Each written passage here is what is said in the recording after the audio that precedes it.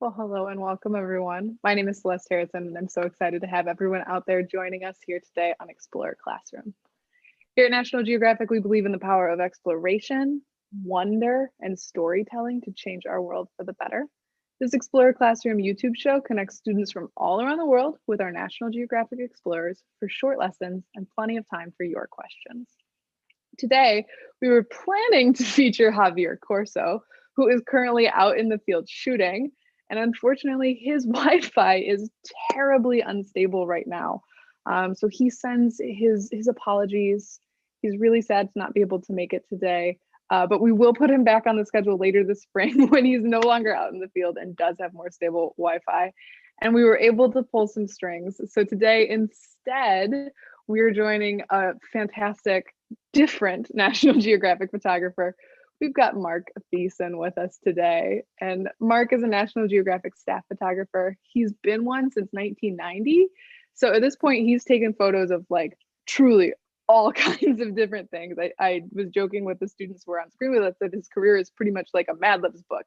He's done it all. It's really great. So Peruvian mummies, Egyptian archaeologists, Russian smoke jumpers, an expedition to the Mariana Trench, Dr. Fauci. He's photographed everything. It's awesome. He's also won many, many different awards for his photography, including Photo of the Year International for his National Geographic cover story, Under Fire, Why the West is Burning. Today, he's going to join us and show some iconic photos, tell some stories from his work, focused on forest fires and the Deep Sea Challenge expedition, and of course, answer all of your burning questions about photography and storytelling. But before we get to that, I do want to acknowledge that it's not just me and Mark here today. We've got tons of students joining us from across the country and around the world. So wherever you may be, give us a cheer when you hear your state, country, school, or class.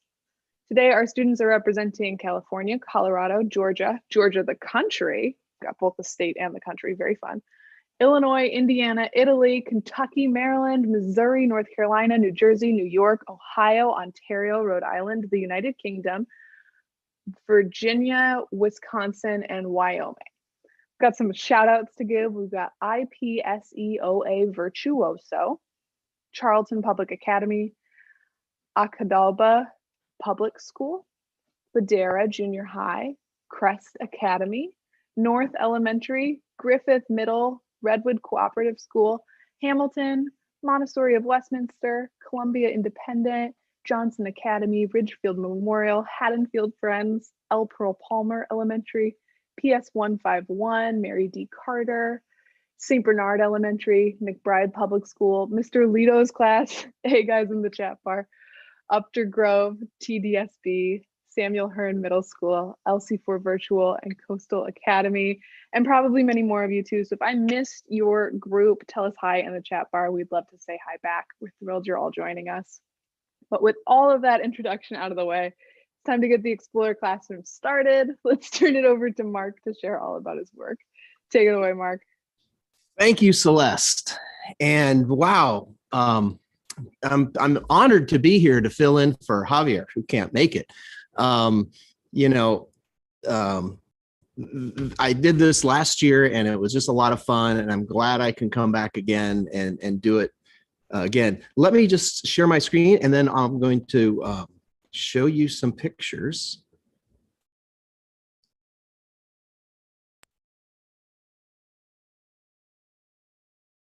Hang on one second. Okay. So I'm Mark Thiessen. I am a staff photographer here, and I have been a photographer at National Geographic since 1990. So that's 30 years. Probably longer than all of you have been alive together combined. So I got my start when a photographer just like myself visited my classroom when I was in elementary school. And he showed pictures, he talked about the job, and I thought, wow, that's awesome. You get to shoot professional sports right on the sidelines, go to news events, and I thought, wow, that's a job for me. So I had a paper route, and back then a paper route was you delivered papers on your bicycle They would drop off a big stack of newspapers, and you wound them up with rubber bands, put them in a backpack you carried, and then you rode on your bike and delivered them to the people who subscribed to the newspaper. Well, I was 13 about at that time, and I wanted to be a photographer. And when the newspaper first arrived, I turned the page and looked at every photograph, and I looked at the photo credit as who took every photograph. So I got to know those photographers. I got to become familiar with their pictures and familiar with their names. So then I took my paper route money and I bought camera equipment. And I also bought a police and fire radio where you could hear them dispatching the fire department to car accidents or fires, things like that. And this is all in Los Angeles.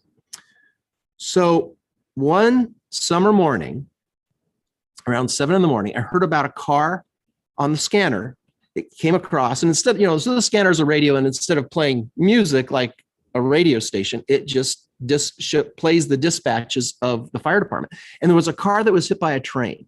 It had stalled on the train tracks, and a train came along and hit it, and they were dispatching the fire department to go take care of the mess and if the person was injured or whatever. So I told my mom, I said, let's go. So I was too young to drive and it was too far away to ride my bike. So I grabbed my cameras. In the car we went. We got there and I shot pictures of this spectacular wreck. And I dropped the film off to the newspaper. And that afternoon on the front page was my photo that I shot. And I ended up delivering that on my bicycle. And I put that newspaper on the porch of every single house. And right there on the bottom is my photo credit, just like the photo credits that I used to look at. So at that point, I was hooked. I was like, this is great. So I did 4 years of high school photography, and long story short, I'm at National Geographic. So I wanted to show you this picture. Anyone know who this guy is? Anybody know who this guy is? Famous because of the pandemic. This is Dr. Fauci.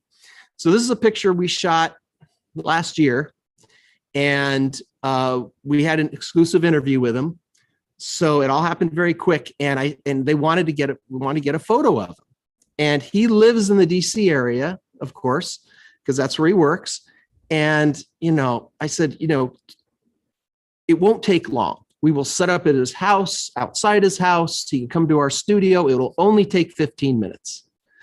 So he agreed. So he came down to our photo studio. Well, first we arrived around 4 hours early, Becky Hale, another photographer, and myself. And then we set up 3 different portrait situations. And we are going to spend, once he came in, we'd spend 5 minutes in each situation. So we shot a total of 122 photos over those 15 minutes. And this is the situation that we thought looked the most dramatic and looked the best. And this is the one they ended up going with. And I think later in the year, we're doing a TV special on Dr. Fauci, and I think even a book. So look for that. All right, on to some other things. Deep Sea Challenge.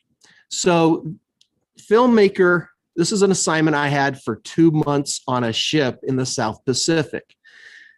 Filmmaker James Cameron, who you might know from Avatar, and he also did Titanic, and he's working on Avatar 2 and 3 and 4.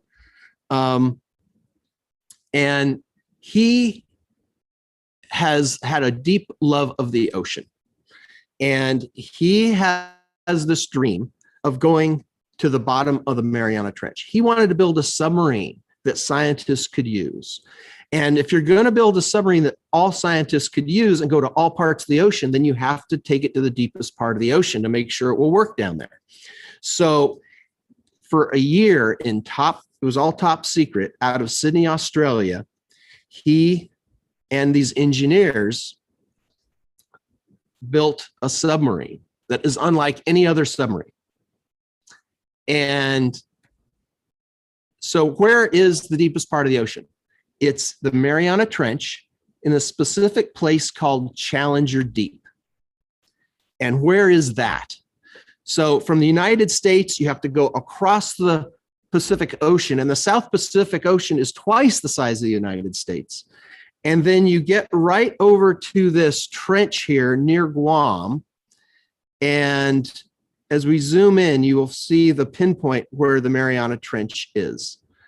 And the reason it's a trench is it's a subduction zone where one part of the Pacific plate and the Philippine plate collide and they go down. And that's what makes it so deep. How deep is it? It's the 7 miles deep. That's 36,000 feet. It's deeper than Mount Everest is tall, if you can believe it. So the challenge, and how do you get there? So with a submarine. So he built this as a vertical submarine. We're used to horizontal submarines, but this is a vertical submarine. And in the very bottom is this sphere. It's about 24 feet long. And in the very bottom is the sphere that holds one person, and that's him. And that's the pressure sphere. So this is what it looks like underwater. This is a picture I shot. And the pressure sphere is down in the bottom. That's the opening. These divers give you a sense of scale. And then it's suspended at the surface. And then they release a big bag that's full of air that's holding it up at the surface. And then he just drops straight down at 5 knots. That's why it's shaped vertically, so that it could move very quickly up and down, because that's his deal. That's what he wants to do, right? He doesn't want to go this way like most submarines. He wants to go up and down. So there's Jim inside the pressure sphere during our tests. And we did tests at 1,000 meters, 2,000 meters, 4,000 meters, and 8,000 meters, all off Papua New Guinea. And of course, the deep dive is at 11,000 meters. Let's see, why isn't, hang on a second. I'm not advancing for some reason.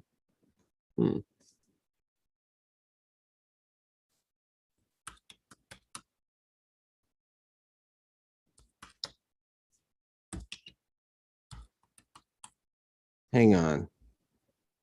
Okay, there we go. So how deep is the Mariana Trench, or what is the pressure? So at 36,000 feet of depth, it's 16,500 pounds per square centimeter or per square inch. So what does that mean? So the reason there's so much pressure is because you imagine all of that water piled up, right? So there's a lot of pressure. So what does that mean? That means there's like basically 6 square centimeters or 1 square inch. Imagine that was 1 square inch is about the size of your big toenail, my big toenail. So that's the weight of 3 sport utility vehicles all piled up on your big toe. And when you have that kind of pressure, if it's really easy for something to fail.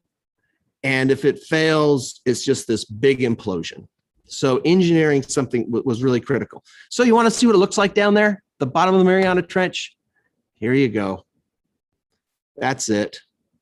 Not much to look at. It's just there's some sand, and he has the science. And this is shot from a remote camera.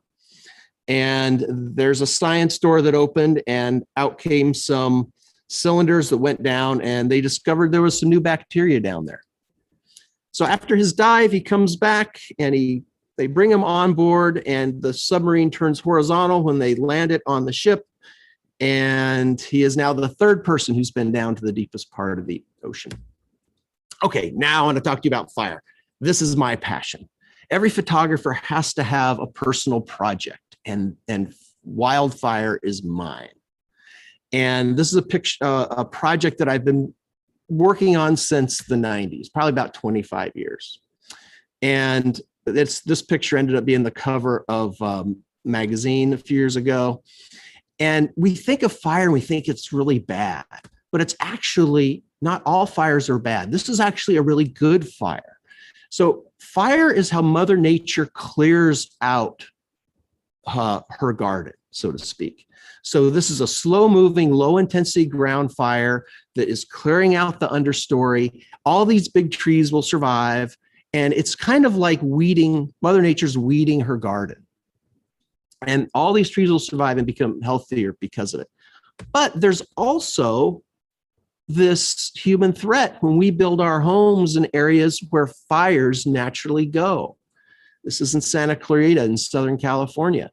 And you might hear about the strong Santa Ana winds they get in Southern California during, September, October, November, that will blow from the desert, and there'll be 10% humidity. It'll be 100 degrees temperature, and the winds will be 60, 70, 80 miles an hour. And once anything gets ignited, it's just going to burn until the winds finally stop.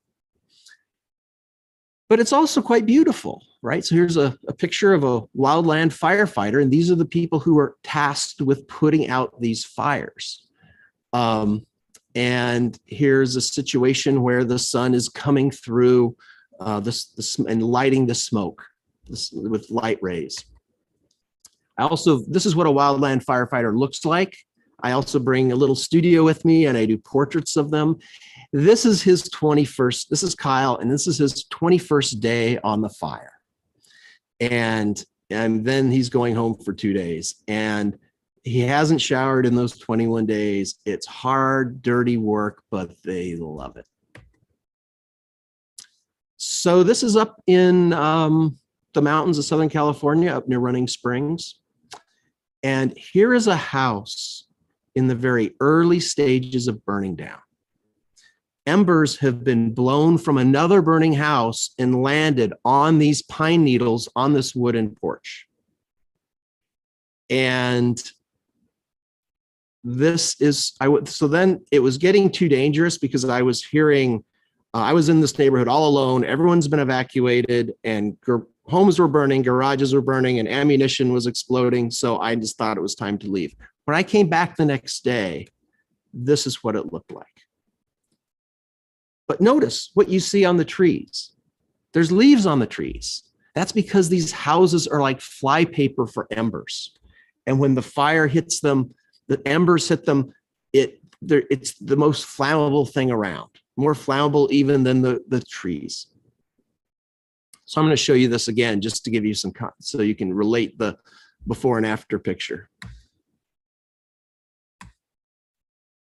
This was shot in Montana, and I was with the division supervisor deep into the forest, and we had heard that it was time to evacuate because we wanted to keep the fire from jumping the road.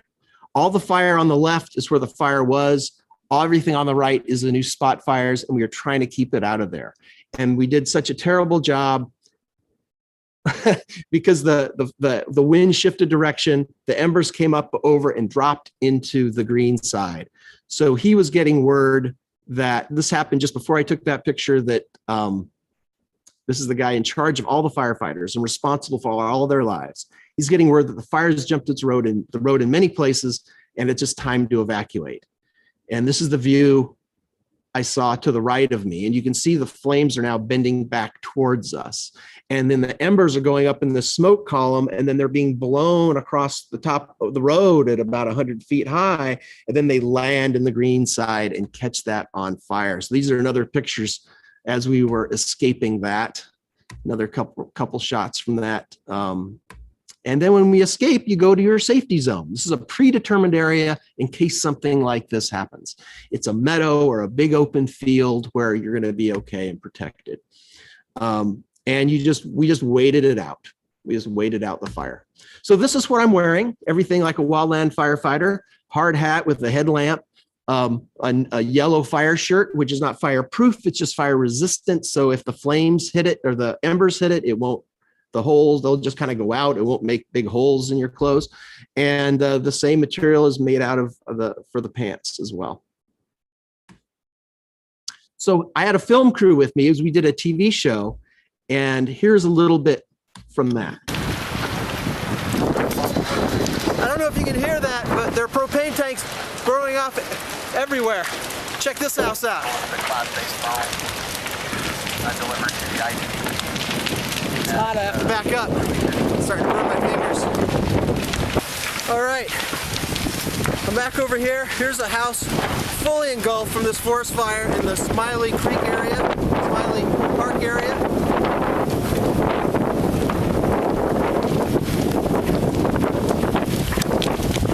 I'm gonna get around here behind this tree because it just gets a little too hot for me. I tried to go around on that street, but it's just too hot over there, and I'm hot right here, believe it or not. It's too hard. You can hear that wind, can't you? Hold the camera in my hands. And over here is another house that burned down, and another one's burning down over there. And you can hear those explosions going off. Those are propane tanks, I think, and other explosive stuff. I'm videotaping here what we're seeing. But you know, I hold my camera up, and I can only hold it for so long because my fingers just start to burn. I've got gloves, but I like to have it to get a sense about how hot things are.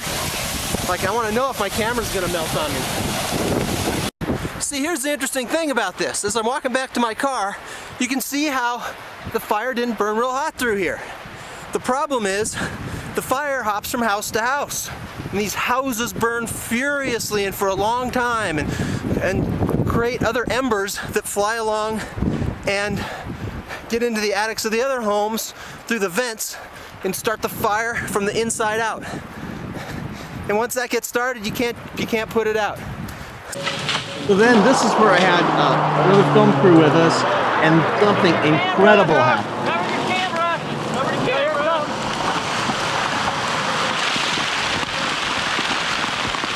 Oh yeah, look at that!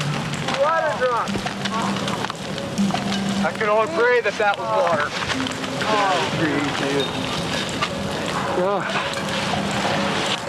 We just got hit with a fire retardant drop from an air tanker on the flank of the fire.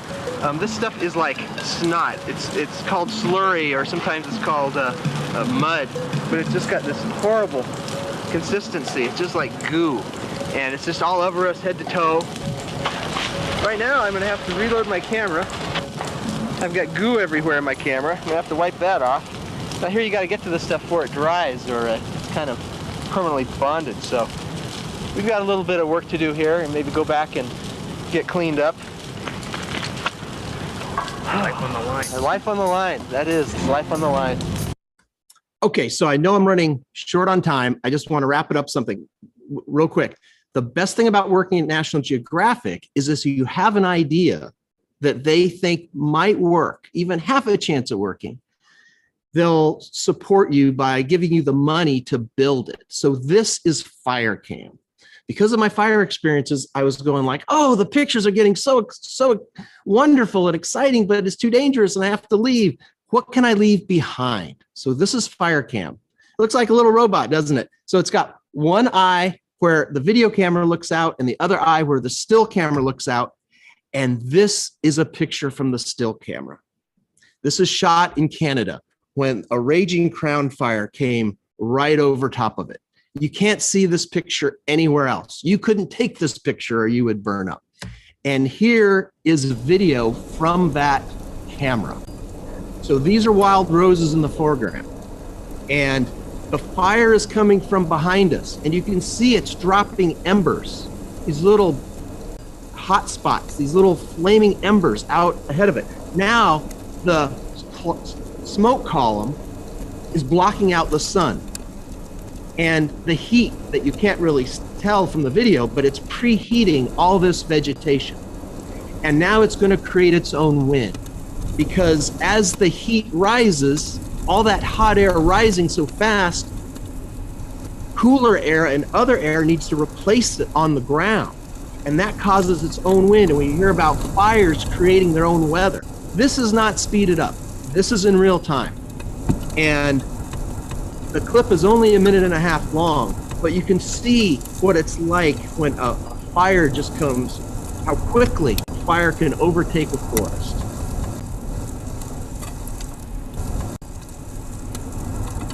And this is the best part of working at National Geographic, is that they support you to do projects like this that you just couldn't do any other way, because it takes a lot of money and resources to build the camera and time to be in the field waiting for the right situation.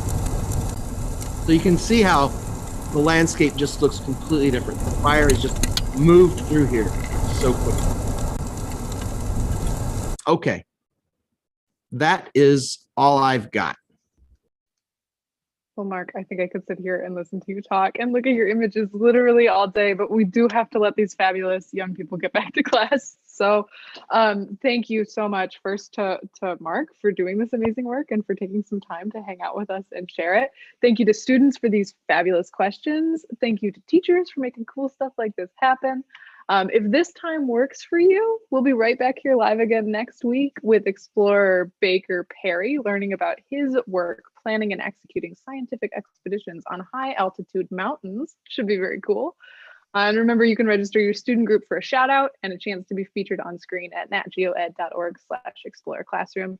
You can also check out tons of other cool free educational resources at natgeoed.org. Happy Women's History Month to everyone. And reminder, if you're joining us from outside of the United States, the US just went through our annual time change. So if you missed us today, it is not your fault. It's super confusing. We're sorry about it. Thanks for sticking with us, and double check that time for next week. Have a fabulous day, everyone. Keep exploring, and we'll see you back here again soon on Explorer Classroom. Bye, everybody.